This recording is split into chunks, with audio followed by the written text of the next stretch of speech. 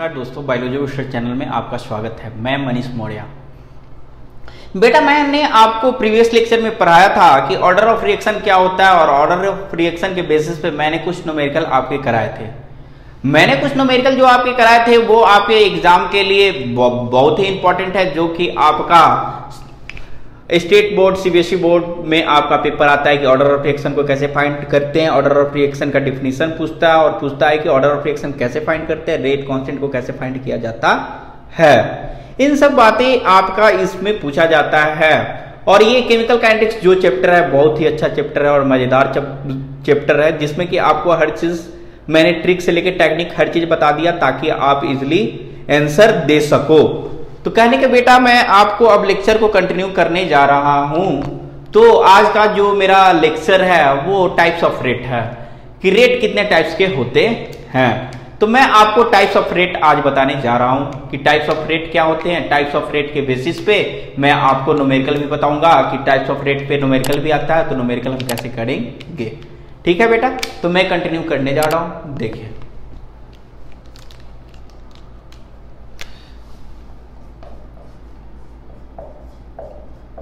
types of rate. Types of rate में rate, there are two types of rate. First is average rate.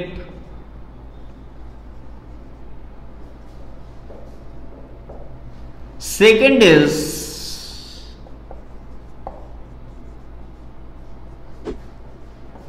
Instantaneous कहा जाता है, instantaneous rate या instantaneous.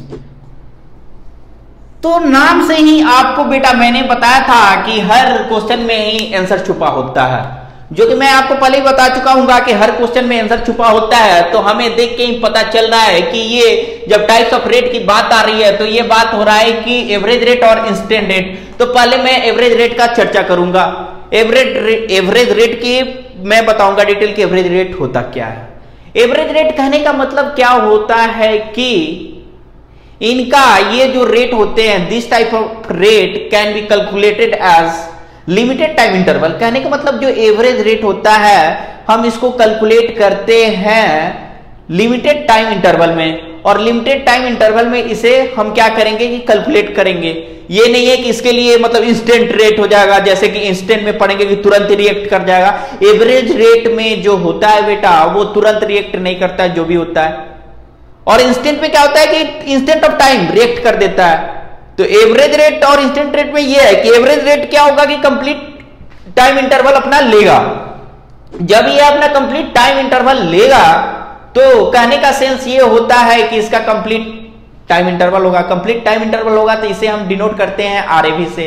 आरएवी तो कहने का मतलब कि आरएवी रेट ऑफ एवरेज, तो आर फॉर रेट, एवी मतलब एवरेज। ठीक है, तो बेटा यहां तक। तो उसके बाद क्या होता है, फॉर एग्जांपल के लिए लेते हैं, जबकि ए गिव्स राइज प्रोडक्ट, तो कहने का मतलब कि जब ए गिव्स राइज प्रोडक्ट देता है तो RAV equal to concentration of A2 minus A1 upon T2 minus T1। तो इसको लिख सकते हैं plus minus del A upon del T.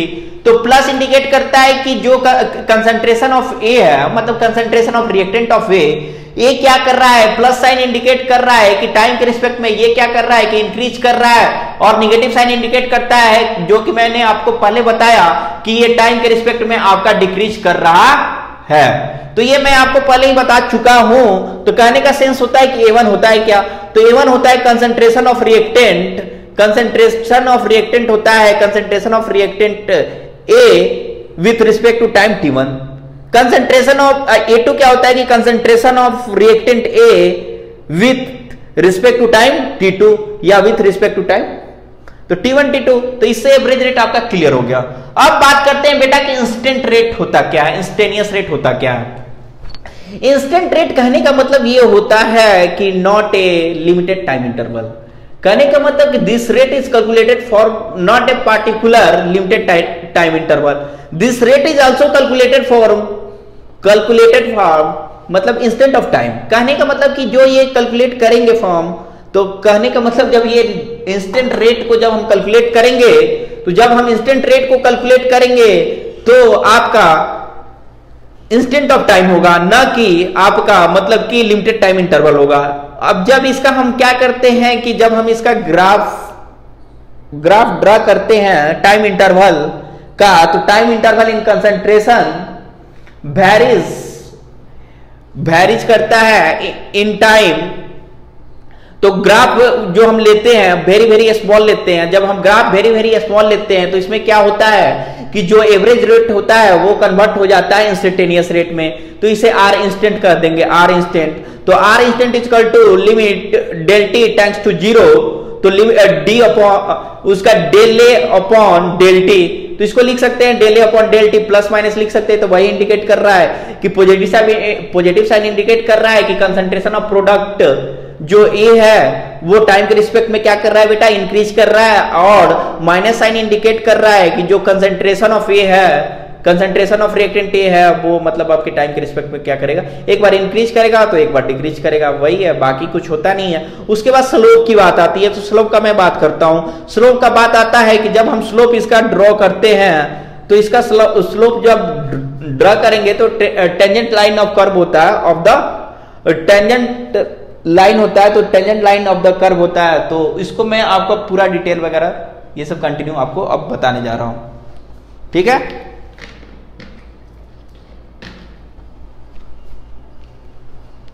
पहले बात करते हैं बेटा आपका एवरेज रेट का।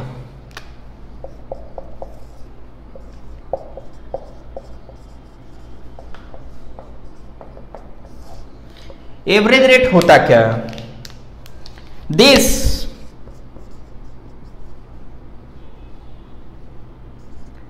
rate is calculated for limited time interval. It is denoted by RAB, यानी कहने का मतलब कि आर एवरेज डिनोट करेंगे, आर एवरेज, आर एवरेज से हम इसको डिनोट करेंगे, मार्केट चल नहीं रहा, आर एवरेज से डिनोट करेंगे। तो for example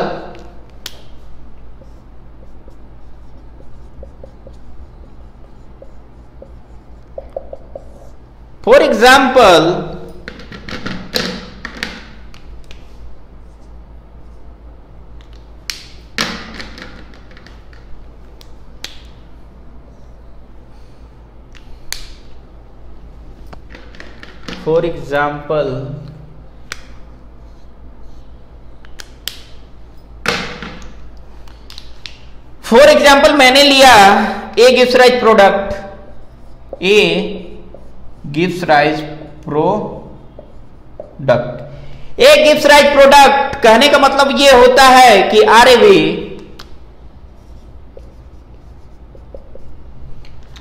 is equal to concentration of A2 minus A1, concentration of A2 minus concentration of A1 divided by T2 minus T1। कहने का सेंस ये होता है कि हम इसको लिख सकते हैं plus minus del A upon del T. Plus minus मैंने लिखा del A upon del T, कहने का सेंस ये होता है कि प्लस इंडिकेट करता है कि टाइम के रिस्पेक्ट में क्या कर रहा है, डिक्रीज कर रहा है। सेकंड माइनस इंडिकेट कर रहा है कि टाइम के रिस्पेक्ट में ये क्या प्लस साइन इंडिकेट कर रहा है कि टाइम के रिस्पेक्ट में ये क्या कर रहा है, इंक्रीज कर रहा है। निगेटिव साइन इंडिकेट कर रहा है कि आपके टाइम के रिस्पेक्ट में ये क्या कर रहा है, डिक्रीज कर रहा है। प्लस साइन इंडिकेट करता है इंक्रीज करने का और निगेटिव साइन इंडिकेट करता है आपको डिक्रीज करने का। तो एवरेज रेट क्या कहता है कि this rate is calculated for limited time interval, it is denoted by RAB। For example A gives rise product, तो RAB is equal to A2 minus A1 upon T2 minus T1 is equal to plus minus del A upon del T. तो जहां plus sign indicate कर रहा है कि ये जो concentration of A है टाइम के रिस्पेक्ट में इंक्रीज कर रहा है, और माइनस साइन इंडिकेट कर रहा है कि टाइम के रिस्पेक्ट में ये डिक्रीज कर रहा है। बेटा यहां तक आप लोगों को समझ में इजीली आ गया होगा। नोट डाउन कर ले, नोट डाउन करें वेरी फास्ट। अब इसको हम लिखेंगे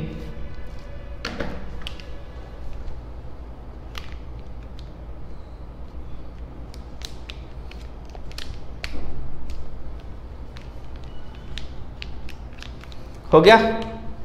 इसको कंसंट्रेशन में लिख लीजिएगा, वैसे कोई दिक्कत ना है कंसंट्रेशन से, ठीक है।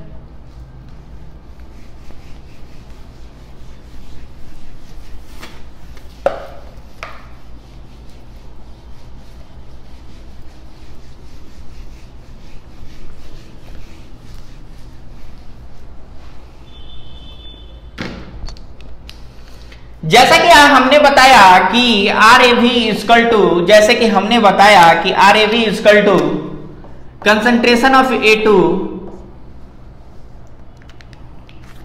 Minus concentration of A1 divided bye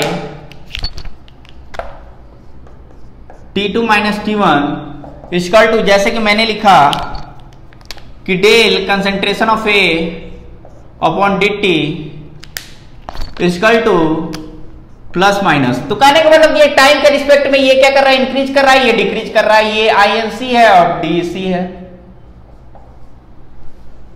ठीक है। तो बेटा अब हम ये लिखने जा रहे हैं कि बेटा अब हम ये लिखने जा रहे हैं कि A1 का क्या होगा, A2 का क्या होगा। A1 equal to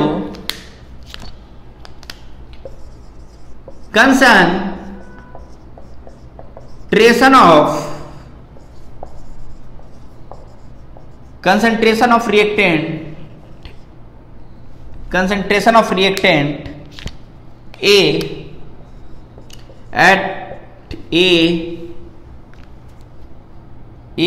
at time T1। B क्या कह रहा है, और A2 क्या कर रहा है, A2 कह रहा है कि concentration of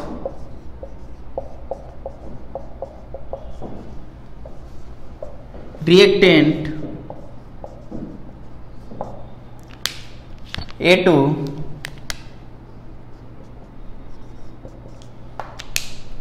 eight time T2।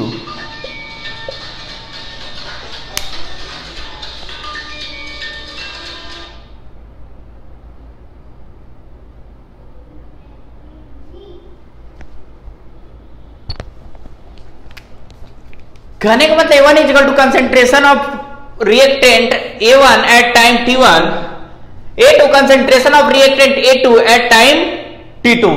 तो बेटा जैसे मैंने आपको रेट बताया कि RAV is equal to concentration of A2 minus A1 divided by T2 minus T1 equal to plus minus del concentration of A upon DT। तो यानी कि प्लस साइन इंडिकेट कर रहा है कि ये इंक्रीज करेगा, नेगेटिव साइन इंडिकेट कर रहा है कि ये डिक्रीज करेगा। A1 equal to concentration of reactant A1 at time T1।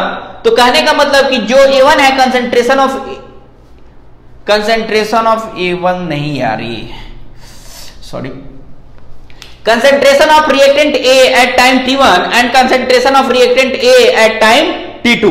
तो A1 और A2 का रिएक्टेंट क्या है, A1 में T1 है, A2 में T2 है। ये आपका रिएक्टेंट मैंने लिया था, ए गिव्स राइज प्रोडक्ट। यहां तक आपका फिनिश हो रहा है। अब हम आगे बढ़ रहे हैं, अब इंस्टेंट रेट की बात करेंगे कि इंस्टेंट में क्या होगा।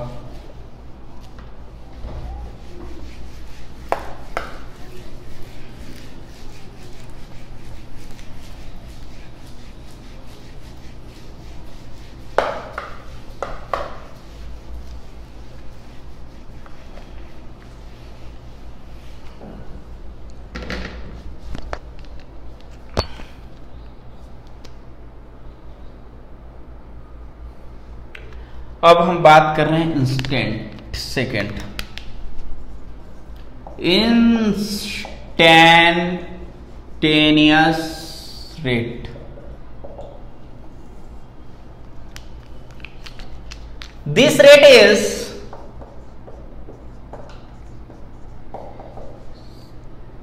calculated. This rate is calculated for not a particular time interval.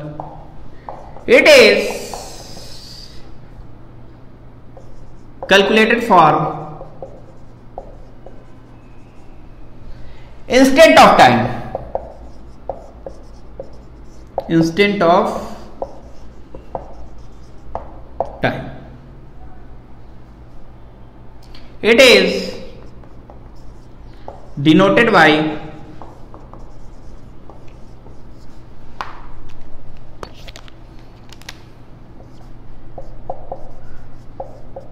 R instant. कहने का मतलब कि इंस्टेंटेनियस रेट कहने का मतलब क्या होता है कि this rate is calculated for not a particular time interval, it is calculated for instant of time, it is denoted by R instant. कहने का सेंस ये बेटा होता है कि इसे हम पार्टिकुलर टाइम इंटरवल पे कैलकुलेट नहीं कर सकते हैं। इट इज कैलकुलेटेड फॉर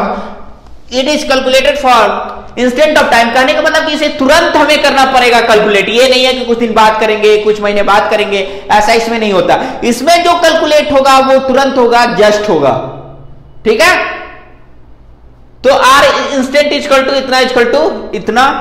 तो अब हम इसको लिख सकते हैं कि R instant equal to limit del t tends to 0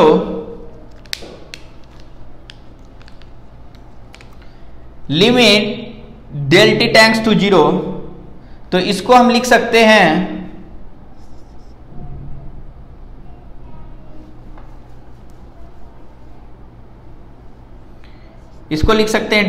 डेले upon del t। इसको हम लिख सकते हैं डेले अपॉन डेल टी। तो इक्वल टू इतना, तो फिर हम इसको लिख सकते हैं plus minus del A upon del T. तो इसको कंसंट्रेशन में कर दिया जाए, कंसंट्रेशन में तो ये आपका इंस्टेंट टाइम हो गया। कि इंस्टेंट टाइम कहने का मतलब कि ये अपना इंटरवल नहीं लिया कि ये नहीं कि लिमिटेड 8 - 7 t 2 - t1 नहीं लिया। इसने लिमिट t टेंड्स टू 0 सीधे लिया, del A upon del T plus minus del concentration of A upon del T. Positive sign indicate कर रहा है कि ये क्या कर रहा है, इंक्रीज कर रहा है। नेगेटिव साइन इंडिकेट कर रहा है कि ये क्या कर रहा है, डिक्रीज कर रहा है। ठीक है, तो बेटा इतना नोट डाउन करें, उसके बाद मैं इसका ग्राफ बता रहा हूं कि ग्राफ क्या होगा।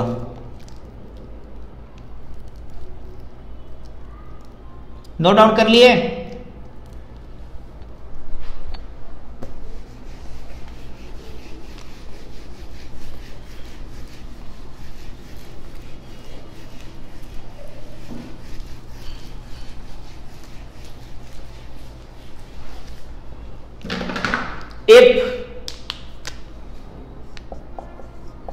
यदि time interval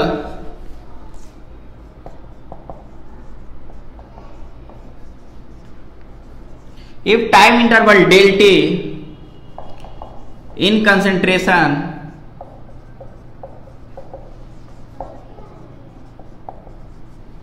if time interval del t in concentration varies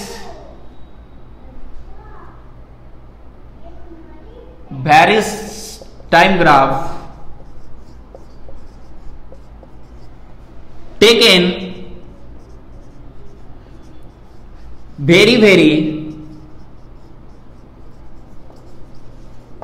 very small। इसका टाइम ग्राफ क्या होता है, very small। they gets average rate,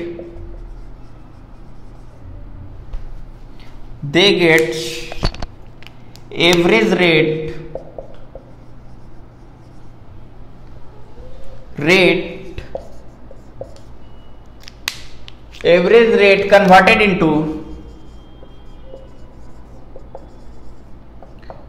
into instantaneous rate.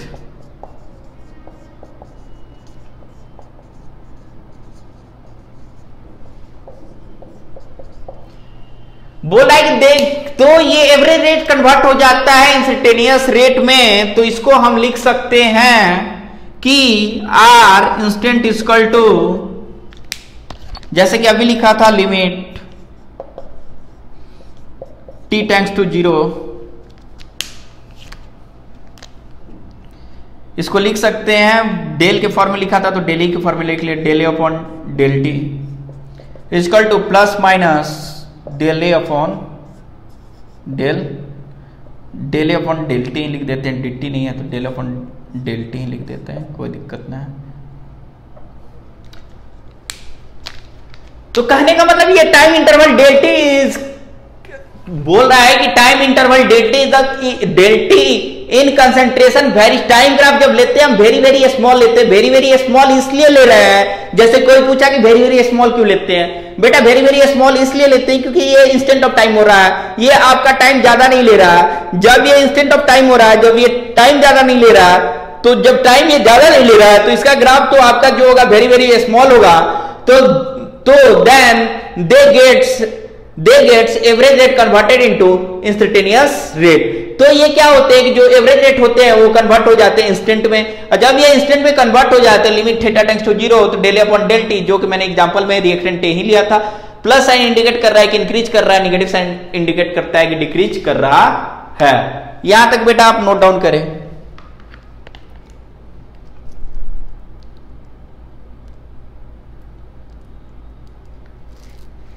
यहां तक नोट डाउन हो गया?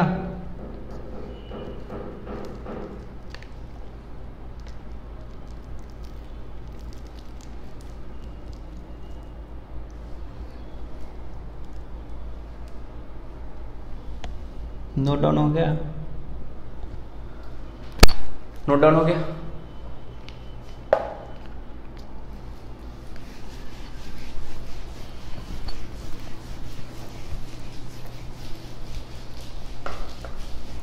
अब मैं आपको इसका ग्राफ बताऊंगा, इसका क्या ग्राफ होगा।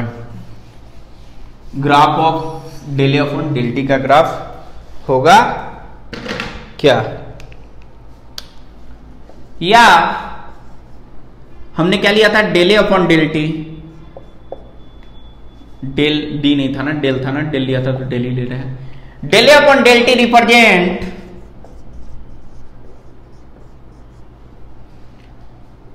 Del upon del T represents slope of the tangent to the curve at that time। बेटा ये बोल रहा है कि del upon del T represent slope of the tangent to the curve at that time. कहने का मतलब कि ये रिप्रेजेंट कर रहा है क्या, कि स्लोप ऑफ द टेंजेंट। तो ये स्लोप ऑफ द टेंजेंट को रिप्रेजेंट कर रहा है, तो हमारा ग्राफ क्या होगा, ये टाइम हो जाएगा और ये आपका कंसंट्रेशन हो जाएगा,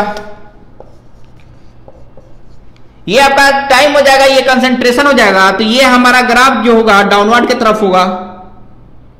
जब ये हमारा ग्राफ डाउनवर्ड की तरफ होगा तो हमें यहां से क्या करना है बेटा, कि हमें यहां से एक स्लोप ऑफ द टेंजेंट लेना है। तो यहां से मैंने स्लोप ऑफ द टेंजेंट को ड्रा किया, मैंने यहां से स्लोप ऑफ द टेंजेंट को ड्रा किया। तो यहां से जो ये आपका टेंजेंट को ड्रा किया, तो टेंजेंट को ड्रा किया तो एंगल यहां पे थीटा बना रहा है और इस साइड हो जाएगा 180 माइनस थीटा। तो यही आपका जो ग्राफ है इंस्टेंट रेट का ग्राफ है। D upon D T represent slope of the tangent to the curve at that time concentration varies. तो यहां पे ग्राफ जो डाउनवर्ड की तरफ होगा, जहां से टेंजेंट कर्व को ड्रा किया वहां से एंगल थीटा बन रहा है और इधर आपका 180 माइनस थीटा हो जाता है। तो कंसंट्रेशन अपॉन टाइम के बीच का ये ग्राफ आपका इंस्टेंट रेट का हो गया। तो बेटा यहां तक आपको इजीली समझ में आ गया होगा। आप जल्दी से इसको क्या करें, नोट डाउन कर ले, उसके बाद मैं न्यूमेरिकल आपको कराऊंगा।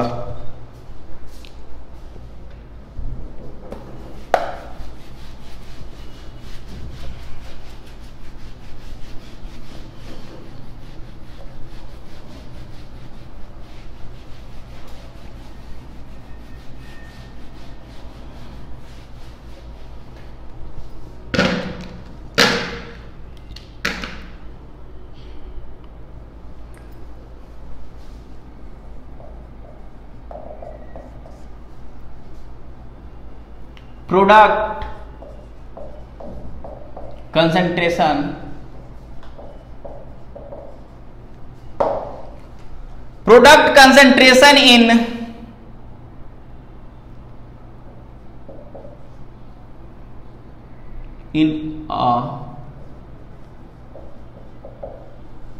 in a reaction was found to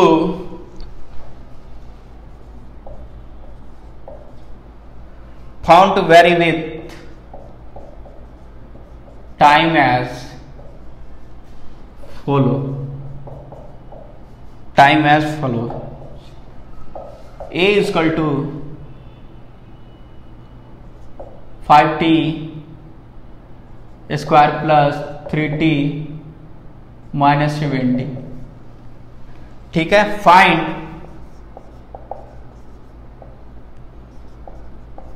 rate of reaction at